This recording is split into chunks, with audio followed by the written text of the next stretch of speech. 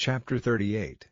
Then Shepasha the son of Mattan, and Gedaliah the son of Pashur, and Jucal the son of Shelemiah, and Pashur the son of Malchiah, heard the words that Jeremiah had spoken unto all the people, saying, Thus saith the Lord, He that remaineth in this city shall die by the sword, by the famine, and by the pestilence, but he that goeth forth to the Chaldeans shall live, for he shall have his life for a prey, and shall live.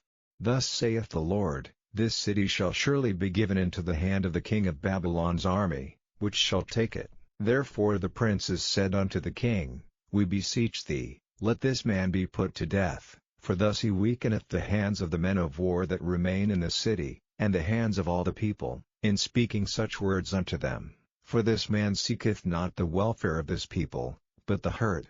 Then Zedekiah the king said, Behold, he is in your hand, for the king is not he that can do anything against you. Then took they Jeremiah, and cast him into the dungeon of Malchiah the son of Hamelech, that was in the court of the prison, and they let down Jeremiah with cords. And in the dungeon there was no water, but mire, so Jeremiah sunk in the mire. Now when Ebed-melech the Ethiopian, one of the eunuchs which was in the king's house, heard that they had put Jeremiah in the dungeon, the king then sitting in the gate of Benjamin, Ebed-melech went forth out of the king's house, and spake to the king, saying, My lord the king, these men have done evil in all that they have done to Jeremiah the prophet, whom they have cast into the dungeon, and he is like to die for hunger in the place where he is, for there is no more bread in the city. Then the king commanded Ebed-melech the Ethiopian, saying, Take from hence 30 men with thee, and take up Jeremiah the prophet out of the dungeon, before he die. So Ebed-melech took the men with him, and went into the house of the king unto the treasury, and took thence old cast clouts and old rotten rags, and let them down by cords into the dungeon to Jeremiah. And Ebed-melech the Ethiopian said unto Jeremiah, Put now these old cast clouts and rotten rags under thine armholes under the cords. And Jeremiah did so. So they drew up Jeremiah with cords, and took him up out of the dungeon, and Jeremiah remained in the court of the prison. Then Zedekiah the king sent, and took Jeremiah the prophet unto him into the third entry that is in the house of the Lord, and the king said unto Jeremiah, I will ask thee a thing, hide nothing from me. Then Jeremiah said unto Zedekiah, If I declare it unto thee, wilt thou not surely put me to death? And if I give thee counsel, wilt thou not hearken unto me?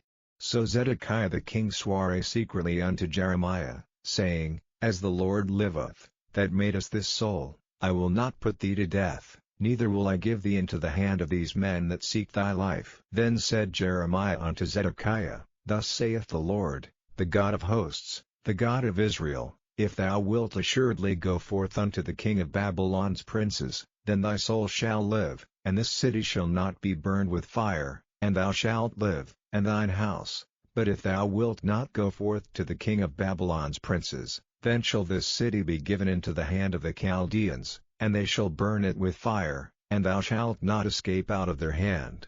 And Zedekiah the king said unto Jeremiah, I am afraid of the Jews that are fallen to the Chaldeans, lest they deliver me into their hand, and they mock me. But Jeremiah said, They shall not deliver thee.